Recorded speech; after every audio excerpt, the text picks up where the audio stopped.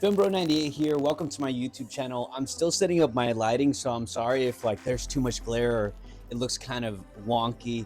I'm trying my best here just with my phone and some simple lighting, but if you're tapping into this video, you're probably here to watch the Q&A with Zack Cregger and guy with the camera, Reece. This was a special Q&A, special screening presented by Letterbox. Took place July 29th, 2025 at the AMC Grove in Los Angeles. I got to run into some TikTok mutuals, and also shout out Silver Screen Club for giving me the opportunity to actually attend this event with his +1. It was a fantastic time. Zack Cregger was an absolute delight to hear during this Q&A. He gives a lot of insight to his mind during the movie. Although there's not a lot of spoilers in this, I would highly recommend, if you have not seen Weapons, to go watch the movie and then come back to this Q&A. I found it to be an absolute ride of a movie. It's one of my favorite horror movies of 2025. And yeah, check out this interview. Let me know what you guys think in the comment section. Follow me on TikTok and follow me on Instagram, and then subscribe to my YouTube channel. Like the video if you haven't already. Peace. Hello? Oh, there we go. Yo. First off, a huge round of applause for Zach, please.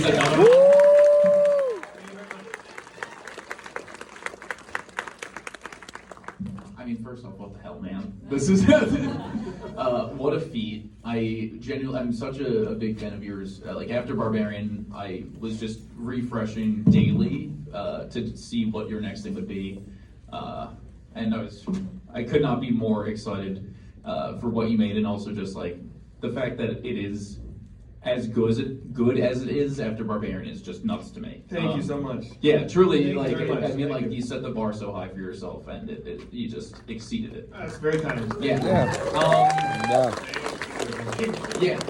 I'll keep just throwing compliments. I don't know how to do this. Yeah, no, me neither. But like, I wanted to start before getting into like some more specific things, just talking about the meaning behind the film. And I don't want to ask you the meaning of the film. I don't want to ask you, like, there's so many things that when I watched it yesterday, I was like, okay, writing down all these questions I had. 217, a 40-foot floating assault rifle, the T-pose run. There's so many things where I'm like, I want to ask you the meaning, but like I'm not going to, because I really just want to sit with it and kind of come up with those decisions myself. And I was curious, as the creative behind this, what you like want to share, or if you don't want to share absolutely anything when people come up to you asking.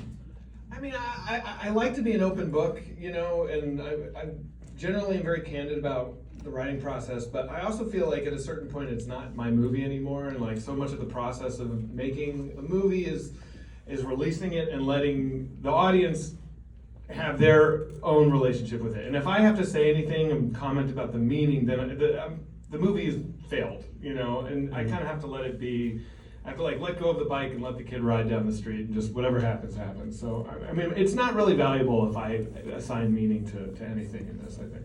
Gotcha. I kind of wanted to start just by going through the process of this story. When did this idea first come about? Was this something you were working on before Barbarian? Was this something you've been hoping to make for years, or was this something that you just hit the ground running? I wrote it after, I was in the edit for Barbarian, I wrote this. And, it was a very good friend of mine died. I was in a really terrible emotional place, and this was just kind of my way of just like feeling those feelings in a healthy way, in a constructive way. And so it was really just kind of like it was like kind of puked out really fast. So it was written kind of in a place of emotional urgency, honestly. And so it's about all of that stuff. Gotcha. Yeah. I mean, it definitely kind of scales up from your first film. We're in more locations, we're with a lot more people. I was curious, kind of like, what were some of the challenges of taking like a pretty big swing with that? Oh, I mean, it's hard, it was really, really hard. There's just a lot of moving parts, and luckily I had some really, really tremendous help. My Mary right there is my producing partner. I couldn't do without her. Thank you, Mary. She really is there. Yeah. Roy Lee right there is my, there's so many people that like made the movie, part all I have to do, my only job is to just kind of know what I want to see and let all these other really capable people kind of like figure it out. You know what I mean? As long as I kind of can remember what I had in my head when I wrote it, then I'm doing my job, and I can let everyone else kind of make the movie. Gotcha. For the writing, I wanted to discuss, because it's kind of broken into the 6 chapters we see. I was curious if at any point it was less than that, if you added someone later on. That again? Oh yeah, so there's the 6 chapters. We have Right. like the 6 characters, and we go between them, and there are all these intersecting stories. I was curious if at any point, Warner Brothers, if at any point during the process of editing or during the process of writing, if it was ever less than that, if it was. It was never less. Gladys had her own chapter Oh. in the first draft, and I kind of worked out a backstory for her that I thought was like pretty cool. And then I kind of just realized like maybe the less we understand about her, the better. It's better for us to kind of like project our own shit onto her. And so I kind of early on pruned that out. But yeah, I had a whole thing of like where she came from and how this began. But I honestly I like the audience doesn't really have to know. And I even kind of presented Amy with like 2 different options for like where Gladys originated from. And she didn't even really tell me which option she picked, so we were, Gotcha. that's fine, which was great, So yeah, that was the only chapter that I kind of thought I would maybe do. Gotcha. Yeah. Speaking of her performance is amazing. I think immediately just becomes a horror icon. Yeah, she's amazing. Yeah, just She's so upsetting. good. It's like Yeah. Genuinely, anytime she was on screen, I was like, I don't like this at all. And I was kind of curious, was that something that if the character was on the page, or was that something that you guys had to really work together to flesh out? I mean, I think it was on the page, but how could it be? Because she brought so much of herself into it and really made it her own and took command of the character in such a miraculous way. It's funny, Amy was one of those people that I kind of always really been an admirer of hers. And I remember I was going to meet with her for lunch in Malibu to talk about this part, and she hadn't accepted the role, and I wasn't even quite sure. And I remember I was driving there, I was like, now Zach, don't offer her the role at the lunch, because you need to think about these, because sometimes I'm really impulsive. And we sat down and we started talking about it for like couple of minutes, and before the lunch hit the table, I was like, "This part is yours. You have to." But thank God I did. I think I was right. She just is. She's so uniquely suited to this because she has such an ebullient, natural sort of Chicago Midwestern spark, and she also has this really cold reptilian gear that she can access very readily. When she's talking to Alex, there's a few times where I'm just like, oh, she's gonna be sweet now, and then she just drops an entire. And it's so she's chilling. laser sharp, and the chop bangs don't do her much. Well, her look was so. There's this photographer Cindy Sherman that I'm a big admirer of, and she does these really amazing self-portraits where she uses very light prosthetics to give herself kind of she lives in that uncanny valley where you kind of can't tell what's real and what's not. It's kind of grotesque and really wonderful photographs. So if you're not familiar with her, it's great. And so we kind of took a lot of inspiration from Cindy Sherman and then Boca Raton. There's a book called Shtetl in the Sun about retirees who moved from New York down to Boca, and their clothes are fucking insane. And so it was just like, there you go. Hell yeah. The performances are wonderful. Truly, this ensemble is great. I was curious if there was someone a weak link. Yeah. Who was the worst on set? No, I was curious if any of the people that are in the cast were you were sure of them from before you even finished writing. No, I mean maybe Austin Abrams. I kind of yeah, Such a good but performance. no, honestly, I'd cast this whole movie, and then we had a shutdown because of the strikes, and Pedro Pascal's schedule, did Fantastic Four, and I had built this whole thing. Pedro was playing Josh's part, and I lost it all. I lost the whole cast. Yeah. I had to recast from scratch, except for Austin, my dude. He hung it, and he's method, so he lost so much weight to play that part, and so for a year, so good. he had to keep the weight off because we just didn't know when we were going to be back up and running. So he really, really hung tough with me. And that's why in Resident Evil, he's the only actor in the whole movie. Because he really came through, and he's awesome. So I lost my whole cast, and then I had to kind of rebuild from scratch. And And I honestly, I wouldn't change a hair on this movie's head. So I love, sometimes the movie gods look out for you. Yeah, do you want to speak to the process of finding each person? Because I truly think, like, Austin I was familiar with, but like after watching this, I was like, I need to watch everything he's doing. Dude, start with Brad's Status, which is a Mike White movie that nobody's seen, and it's just Austin and Ben Stiller, and Austin is just amazing in that movie. That's when I was like, this is a special person. Yeah, I mean, it literally is just like him seeing the two like just frozen parents, and then just like the pause, and then just going for the forks. I was like, amazing. Yeah, My favorite person ever. He has this movie that came out this year that again no one saw. It's called The Line, and it's about like fraternity hazing, and he is a force of nature in that movie. He's just amazing. Yeah, and then Josh is one of those guys where it's like I didn't dare to even approach him because he's such a big star, and I was just like, he'll never do my little horror movie. But took a swing and he liked it. I don't know. It's all. I don't know. Yeah. No, fair. I imagine it went to an agent, and then an agent passed it along, and they were that's reading. generally the way that it works. Yeah. Gotcha. As I was saying when we started, I love Barbarian. Thank you. Yeah, truly this immediately just bumped its way to the top of my list of the year. Like, I'm just so in love with this film. Thank you so much. And I also, it's just you gravitate towards the suburbs. And in both of your movies, and I do love a horror that's set in the suburbs. I'm a big Carpenter fan, so I love Halloween, and I was curious why the suburbs are something you gravitate towards. I mean, I grew up in the suburbs, so I feel like it's kind of woven into me.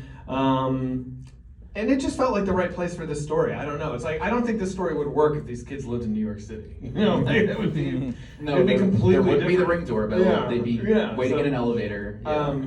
I don't know. It just I couldn't tell you. It just felt right. Gotcha. Yeah. Your first film was not released in IMAX, and this one will be releasing in IMAX. Yeah. I was curious what that process was like, what the creative behind that decision was like. Oh, I mean, if you can, if you're lucky enough to be able to show it in IMAX, you just do it, because it's awesome. So, when I heard that was even an option, I was just eager to do it. We didn't necessarily shoot this with any big sexy camera, we kind of just ported it into IMAX, but these days with the digital cards that they have, it's not a big deal. You don't have to shoot it on some crazy Christopher Nolan thing. You can get away with it. Gotcha. Yeah. Another thing I wanted to talk about is just the way in which it's edited, the chapters, everything like that.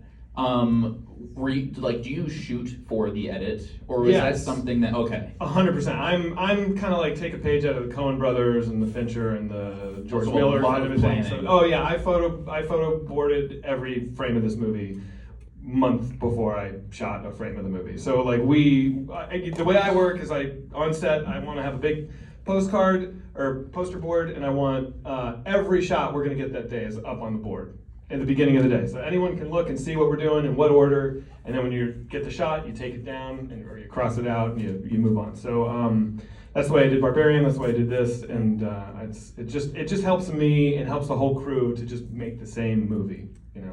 Gotcha. Yeah.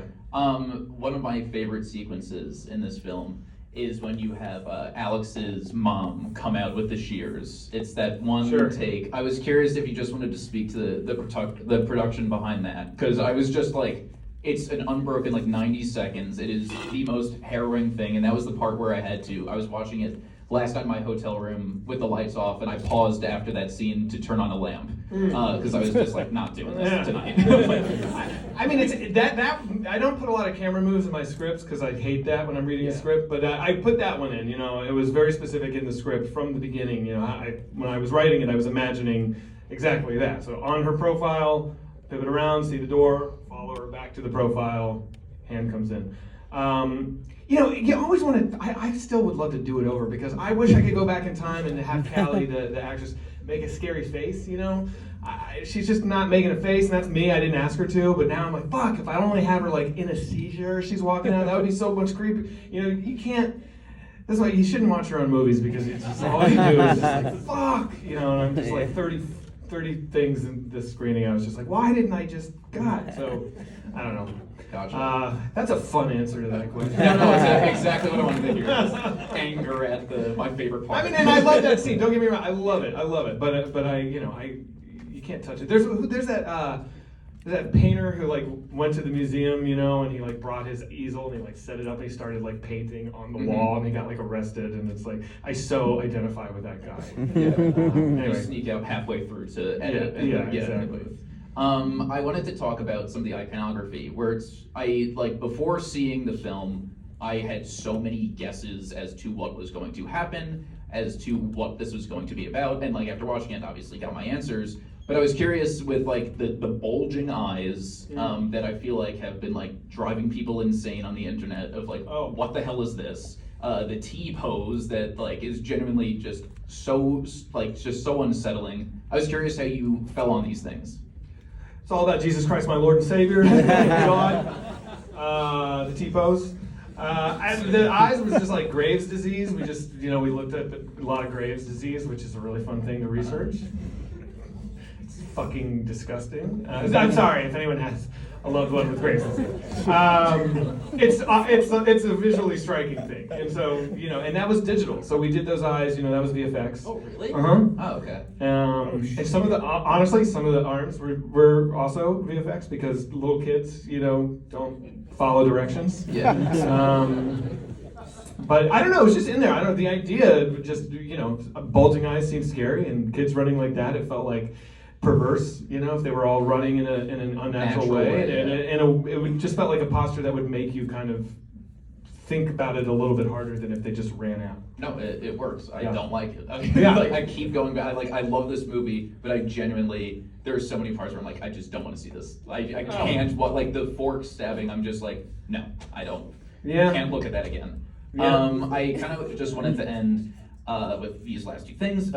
With the kids, I was curious what it's like directing kids in horror. I feel like there's always like the talk about The Shining, and people always bring up, or like The Exorcist, these horror stories, and I was curious what your experience was like working with so many kids and working with the actor who played Alex, who's wonderful. Yeah, Carrie played Alex. He was just great. I mean, he's just I don't even think of him as a child actor. He was just an actor. He asked intelligent questions. He was present in the moment. He was very thoughtful and very, very skilled. So I got really lucky with him. It's funny, the movie he did before my movie, he had a scene with Keanu Reeves and Martin Scorsese in the movie. So I was like nothing to him.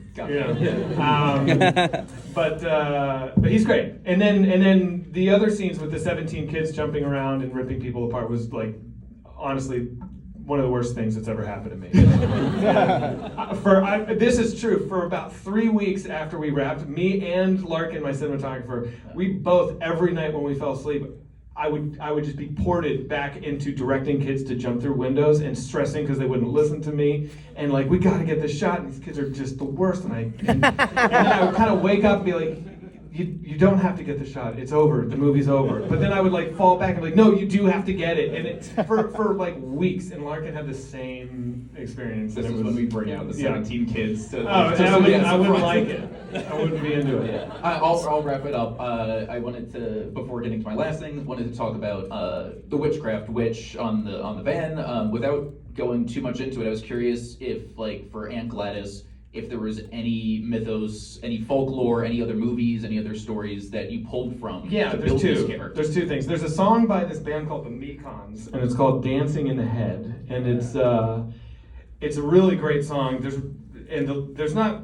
no one sings, but they kind of talk through it and they explain how to create a zombie with voodoo. And it's like step by step, like take a dollar bill, soak it in rum, light it on fire, get 4 mirrors, aim, and I just love that song because it's just so weird. And then there's a book called The Serpent and the Rainbow that gets really into, which was made into a very bad movie, but the book is really good, and it's about voodoo. And I've just always been obsessed with like occult protocol. And like the movie A Dark Song, I don't know if anybody knows that movie, but you know that, right? It's cool. I love those weird esoteric processes. And this was an opportunity for me to just kind of invent my own. There's really this magic's not rooted in anything. It's just, I got to do it from scratch. I immediately, after finishing the film, like went up and pulled up Hexen, like the, whatever of a witch, the silent film, and I was like, is there something in here? Am I missing something? And there may be, it very well may be things like this in other cultures and stuff. I'm just not really aware of it. Gotcha. Yeah. And then, the last thing I kind of wanted to end with was like similar to what I started with. Like, I don't want to ask you your meaning. I don't want you to explain it, but I'm curious now that like it's no longer yours, it's to the audience. Is there anything that you really do want people to take away, whether it's an emotion, a tone, or a feeling? I just want people to enjoy it. I don't care what that means. I just want people to have a good time, enjoy it. I think I could speak for the audience. It is a good time. It's Okay. just, I mean, it plays like a riot. Thank you all for watching. Tell your friends. Don't spoil it. That's all. Don't spoil it. Also, I was gonna say see it in theaters August 8th, but you guys August have already 8th? seen it. But like maybe see it again or something. I don't know. Woo, see it again. Yeah, see it again. Yeah. That's great. Yeah, and I know that there's a testimonial thing outside. So if people want to stop by and be like, "Damn, this movie was sick," you could do that. So yeah, thank you guys so much for coming for the screening and for this. Thank you all very much. Thank you. I really appreciate it.